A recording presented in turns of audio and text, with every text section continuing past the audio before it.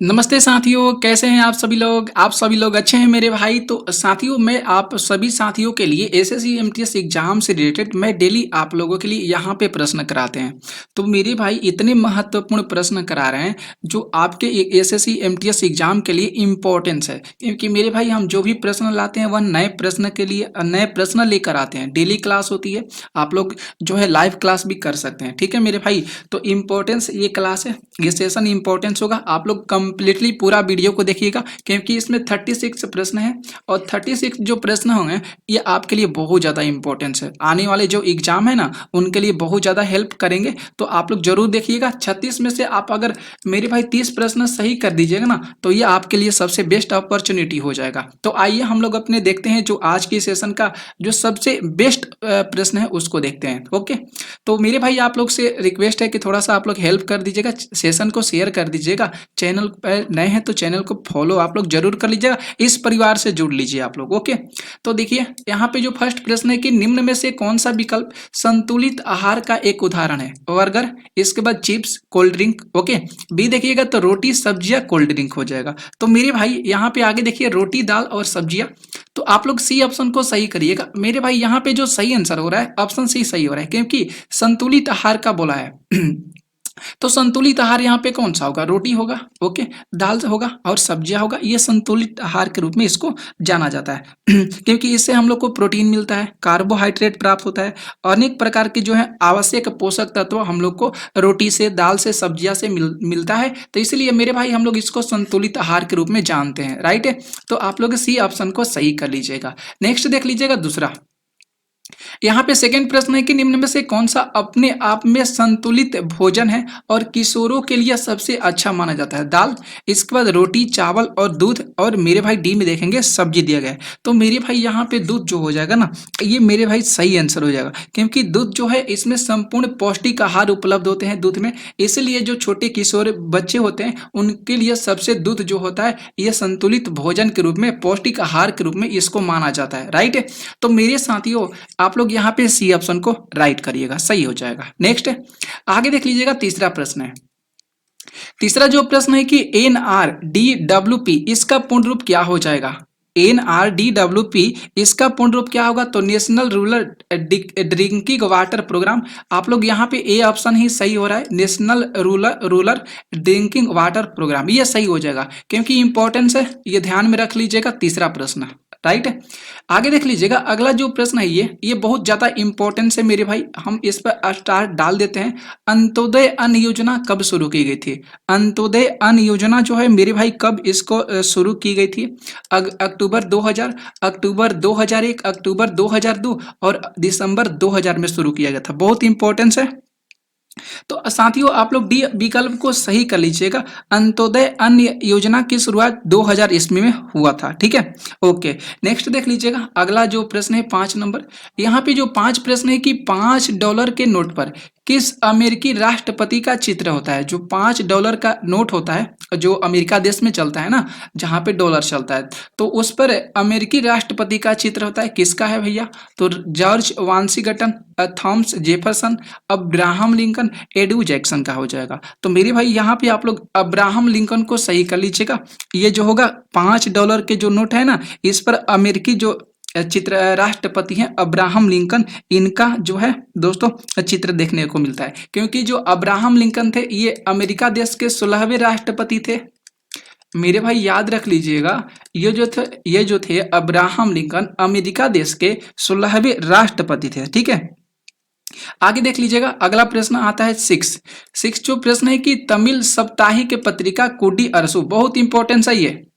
कुडी अरसु किसने आरंभ की थी। चिन्ना स्वामी सुब्रमण्यम भारती ने, TM नायर ने, सी नतेश मुदलियार ने, और डी है पेरियार AB रामा सामी ने। अच्छा प्रश्न है, कुडी अरसु किसके द्वारा आरंभ किया गया था। कुडी अरसु आप लोग याद रख लीजिएगा रामा सामी ने किया था। मेरे भाई ऑप्शन डी को सही करना होगा, पेरियार AB रामा सामी ने कुडी अरसु का प्रारंभ किया था। ये जो है एक प्रकार की तमिल साप्ताहिक पत्रिका है। क्या है मेरे भाई, एक प्रकार की तमिल साप्ताहिक पत्रिका है। ठीक है, और इसकी जो शुरुआत किया गया था रामास्वामी के द्वारा, याद रख लीजिएगा, डेट आप लोगों को बताते हैं 2 मई 1925। इस डेट को ध्यान में रख लीजिएगा, 2 मई 1925 को इसकी शुरुआत किया गया था कुडू अरसू का। ठीक है, तमिल साप्ताहिक पत्रिका है ये।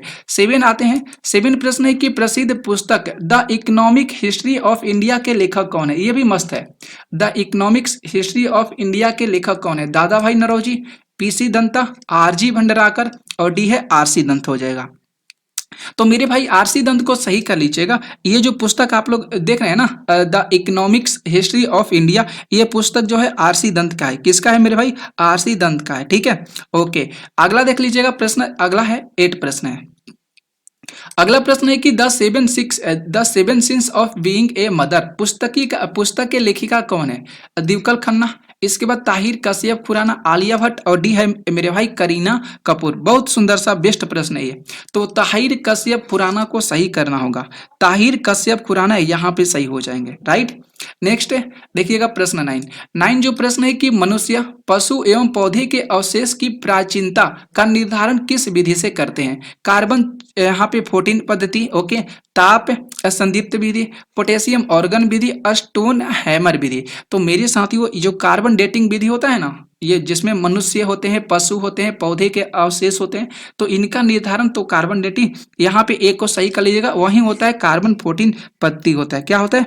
कार्बन 14 पद्धति। ठीक है, जिसको हम लोग रेडियो कार्बन विधि के नाम से जानते हैं। कैसे जानते हैं? रेडियो कार्बन विधि के नाम से जानते हैं, रेडियन यहाँ पे कार्बन 40 विधि को, ओके, 40 पद्धति को। तो आप लोग ध्यान में रख लीजिएगा, इंपॉर्टेंस हो जाता है यहाँ पे, आप लोग को भटकना नहीं है। कार्बन 40 पद्धति विधि क्या है या कार्बन डेटिंग विधि क्या है? ओके मेरे भाई, ओके, रेडियो कार्बन पद्धति। आगे देख लीजिएगा प्रश्न यहाँ पे 10 है।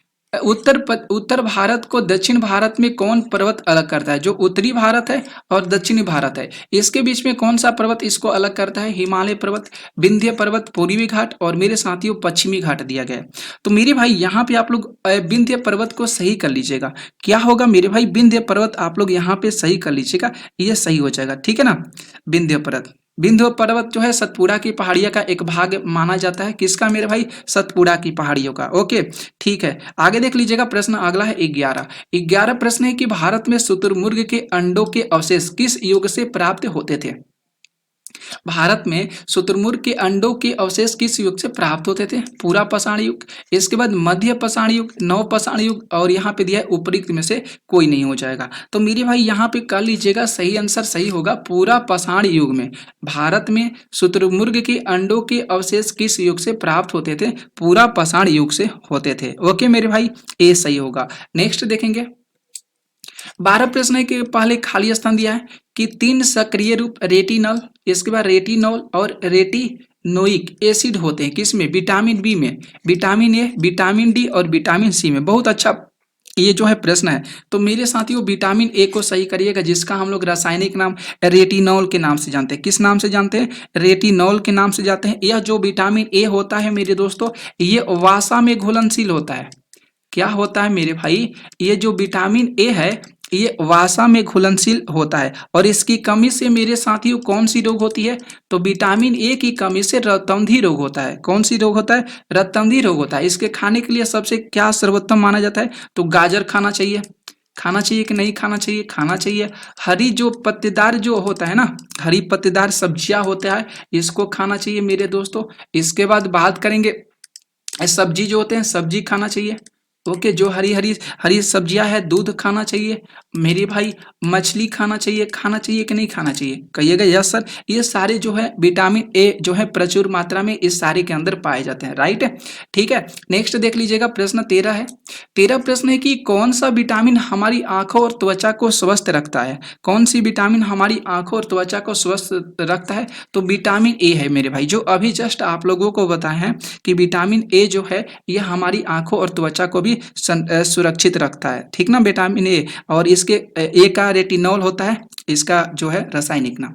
नेक्स्ट अगला प्रश्न है कि मेगालोब्लास्टिक एनीमिया किस विटामिन की कमी के कारण होता है?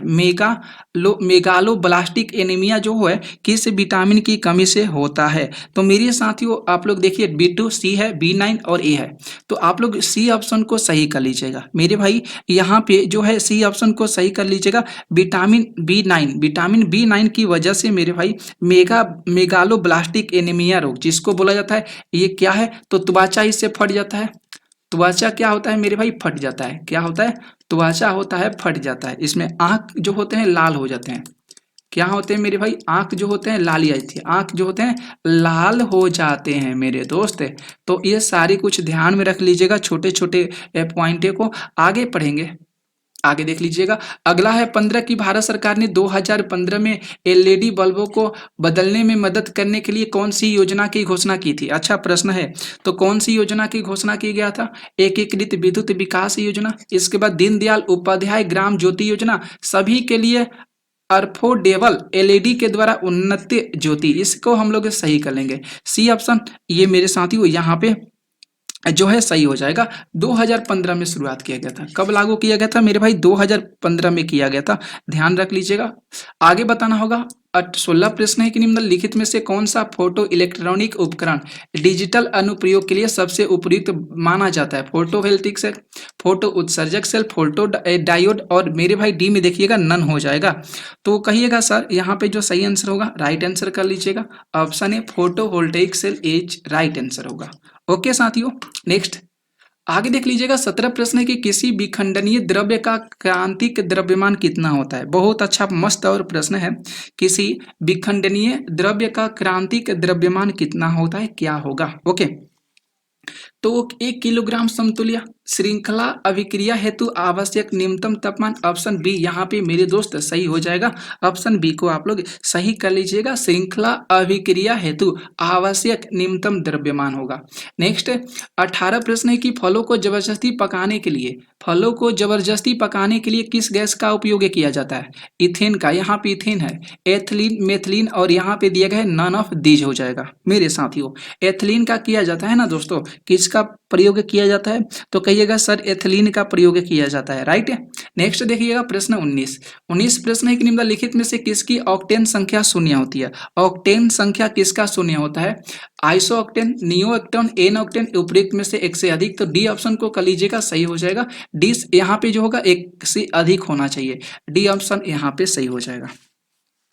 नए प्रश्न है मेरे साथियों, ये सारे नए प्रश्न हैं। लीची का खाने वाला भाग क्या है? एरिल हो जाएगा। क्या होगा मेरे भाई? लीची का जो खाने वाला भाग है उसको एरिल जानते हैं। ओके, नेक्स्ट आगे देख लीजिएगा। अगला जो प्रश्न है 21 जो प्रश्न है कि ईस्ट इंडिया कंपनी ने किस वर्ष बंगाल की द्वैत शासन प्रणाली को समाप्त कर दिया था? 1772 मेरे भाई ये सही हो जाएगा। ऑप्शन ए जो है ये सही हो जाएगा। ईस्ट इंडिया कंपनी ने किस वर्ष बंगाल की द्वैत शासन प्रणाली को समाप्त किया था? 1772 में। आगे देखिएगा, इंग्लिश ईस्ट इंडिया कंपनी ने किस वर्ष बंगाल की दीवानी प्राप्त की थी? बंगाल की दीवानी प्राप्त की थी, बहुत अच्छा प्रश्न है। 1770, 1765, ऑप्शन बी यहाँ पे सही होगा। क्या होगा मेरे साथियों? 1765 राइट आंसर कर लीजिएगा। अगला है, निम्न में से किस वर्ष बंगाल की दीवानी ईस्ट इंडिया कंपनी को हस्तांतरित किया गया था? ये भी तो अच्छा है, 1765। देखिए थोड़ा सा प्रश्न घुमाकर है। बंगाल की दीवानी ईस्ट इंडिया कंपनी को हस्तांतरित किया गया था 1765 में। नेक्स्ट देख लीजिएगा। अगला प्रश्न है कि मुगल सम्राट शाह आलम द्वितीय ने ईस्ट इंडिया कंपनी को बंगाल प्रांत का दीवान किस वर्ष नियुक्त किया गया था? उनको कब नियुक्त किया गया था? 65 में। कब मेरे भाई? 65, बी सही होगा। नेक्स्ट देखिएगा। अगला जो प्रश्न है कि ब्रिटिश औपनिवेशिक सरकार द्वारा भरतनाट्यम पर प्रतिबंध कब लगाया गया था? ये देखिए मस्त प्रश्न है ये। ब्रिटिश औपनिवेशिक सरकार द्वारा भरतनाट्यम पर प्रतिबंध कब लगाया गया था? 1885, 1910 करिएगा। कब होगा मेरे भाई? 1910, बी आंसर यहाँ पे मेरे साथियों सही हो जाएगा। आप लोग तो समझ रहे हैं, बहुत इंपॉर्टेंस है। ये सारे जो प्रश्न आप लोगों को करा रहे हैं मेरे भाई, ये बहुत इंपॉर्टेंस है, ध्यान में रखिएगा। इस सेशन को बहुत ज्यादा होगा ना, शेयर कर दीजिएगा, ठीक ना मेरे भाई। तो 1910 सही होगा। भरतनाट्यम तो आप लोगों को पता है तमिलनाडु का है। भरतनाट्यम कहाँ का है मेरे साथियों? तमिलनाडु का है। ओके, ठीक है। इसकी उत्पत्ति नाट्य शास्त्र से हुआ है। किससे, इससे की उत्पत्ति किससे हुआ है मेरे भाई, तो कहिएगा सर नाट्य शास्त्र से हुआ है। किससे हुआ है साथियों, नाट्य शास्त्र। 1910 सही करिएगा। नेक्स्ट बढ़ेंगे 26। 26 जो प्रश्न है कि निम्नलिखित में से कौन सा नृत्य महाराष्ट्र राज्य का लोक नृत्य है।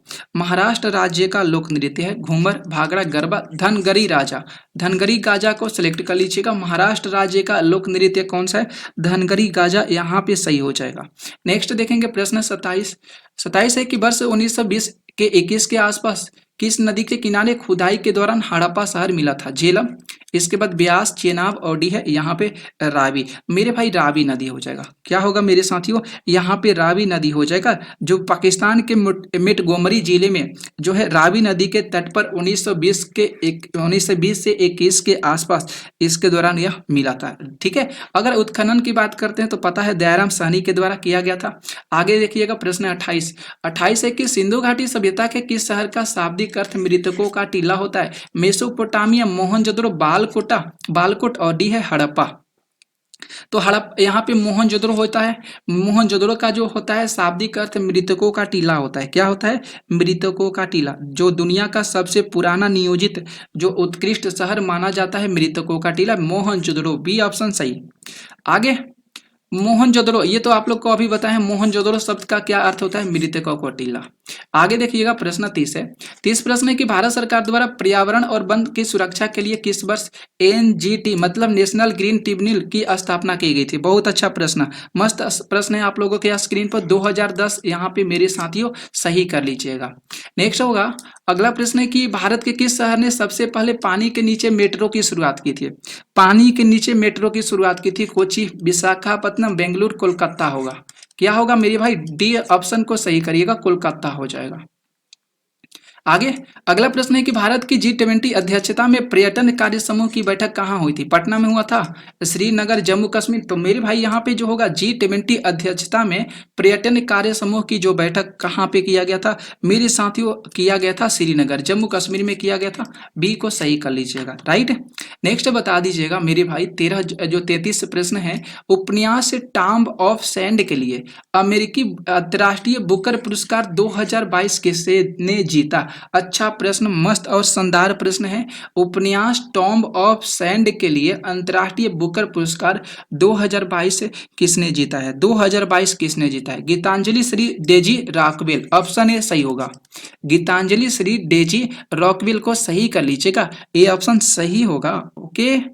आगे अगला प्रश्न है कि भारत के 74वें गणतंत्र दिवस पर कौन मुख्य अतिथि आए थे। मोहम्मद बिन सलमान, अब्देल फतेह अल सीसी, शेख मोहम्मद बिन रसीब अल मखतूम। अच्छा प्रश्न, मस्त है मेरे साथियों। बी को सही करिएगा, अब्देल फतेह अल सीसी सही होगा। नेक्स्ट 35 प्रश्न है कि बिहार के किस जिले में प्रथम तैरता हुआ सोलर ऊर्जा संयंत्र को बनाया गया है। तो मेरे भाई दरभंगा होगा। क्या होगा, दरभंगा होगा। आगे ये लास्ट प्रश्न है, निम्नलिखित में से कौन सी सहायक नदी ब्रह्मपुत्र से उत्तर दिशा में नहीं मिलती है। ब्रह्मपुत्र से उत्तर दिशा में नहीं मिलती है मेरे भाई, सुबनसिरी, बेलसिरी, मानस, इनमें से कोई नहीं। तो ऑप्शन नंबर डी को सही कर लीजिएगा, इनमें से कोई नदी नहीं होगा। ओके। तो मेरे साथियों 36 प्रश्न थे, सिलेक्टेड प्रश्न थे, आपके एग्जाम के लिए बहुत ज्यादा हेल्प करेगा। आप लोग सेशन को है शेयर कर दीजिएगा। ओके मेरे भाई, चलिए ठीक है, मिलेंगे नेक्स्ट क्लास में। तब तक के लिए मिल लेंगे हम लोग जो शाम की क्लास होती है 6 बजे, उसमें मिलते हैं। तब तक के लिए जय हिंद, जय भारत। ओके मेरे भाई, थैंक यू।